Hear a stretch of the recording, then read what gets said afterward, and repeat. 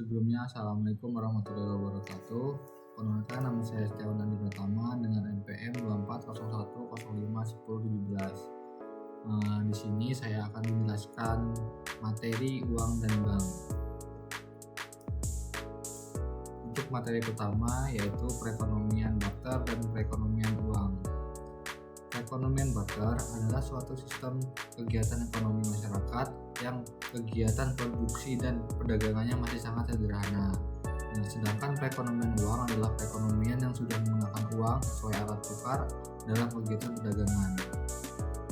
Berikutnya masalah perekonomian barter. Yang pertama yaitu kehendak ganda selaras, yang kedua penentuan harga sulit, yang ketiga pembayaran tertunda rumit, yang keempat penyimpanan kekayaan tidak efisien. Materi selanjutnya yaitu definisi dan kriteria uang. Uang didefinisikan sebagai sesuatu benda yang diterima oleh masyarakat sebagai alat perantara untuk mengadakan tukar-menukar atau perdagangan. Dalam definisi ini, kata diterima berarti disepakati masyarakat sebagai alat perantara dalam kegiatan tukar-menukar. Berikutnya kriteria uang yang baik. Yang pertama yaitu uang itu stabil nilainya. Yang kedua, uang mudah dibawa dan disimpan. Yang ketiga, uang tahan lama. Yang keempat, uang jumlahnya terbatas. Yang kelima, uang mutunya sama. Berikutnya fungsi uang. Uang memiliki beberapa fungsi sebagai berikut. Yang pertama, sebagai alat perantara untuk tukar-menukar atau alat tukar. Yang kedua, sebagai alat satuan hitung. Yang dimaksud dengan satuan hitung adalah satuan ukuran yang menentukan besarnya nilai berbagai jenis barang. Yang ketiga, sebagai ukuran pembayaran masa depan. Yang keempat, sebagai alat penyimpanan kekayaan. Berikutnya yaitu sejarah uang. Sejarah uang itu pertama kali adalah sistem barter. Berikutnya ada uang barang, dilanjutkan dengan uang logam. Sampai sekarang itu uang kertas dan uang giral. Berikutnya teori permintaan uang.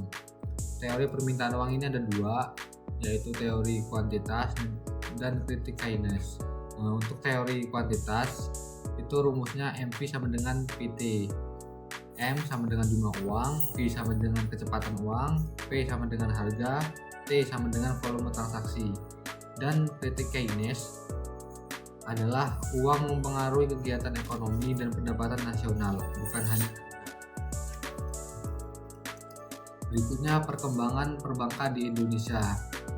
Yang pertama yaitu di Java Centre Bank NV, didirikan tanggal 10 Oktober 1927, kemudian dinasionalisasi oleh pemerintah Republik Indonesia pada tanggal 6 Desember 1951 dan akhirnya menjadi bank sentral di Indonesia berdasarkan Undang-Undang Nomor 13 Tahun 1968. Yang kedua yaitu De Algemene Volkskrediet Bank, didirikan pada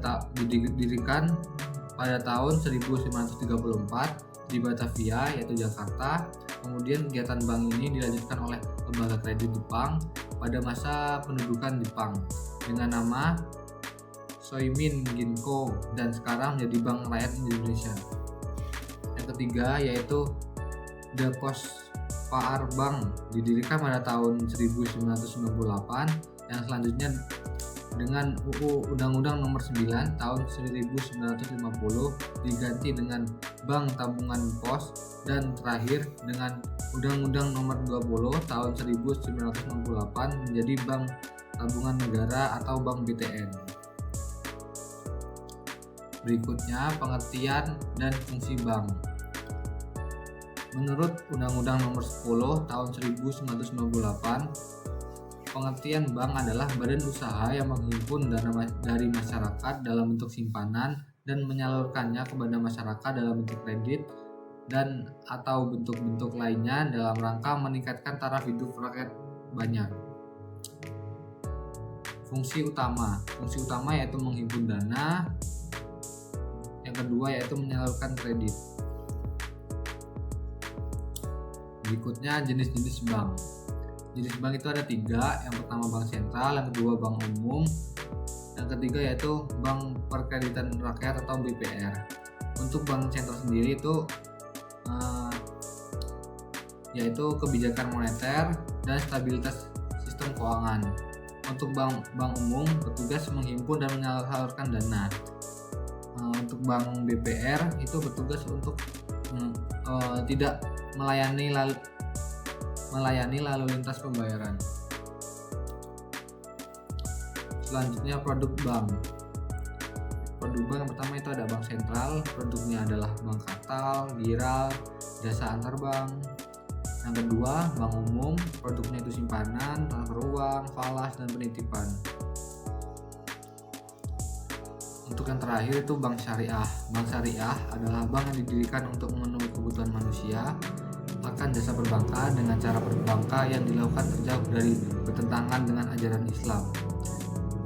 Prinsip-prinsip syariah antara lain, yang pertama itu mudharabah atau bagi hasil, yang kedua musyarakah atau penyertaan modal, yang ketiga itu murabaah atau jual beli. Mungkin itu saja materi yang saya sampaikan. Saya akhiri. Wassalamualaikum warahmatullahi wabarakatuh.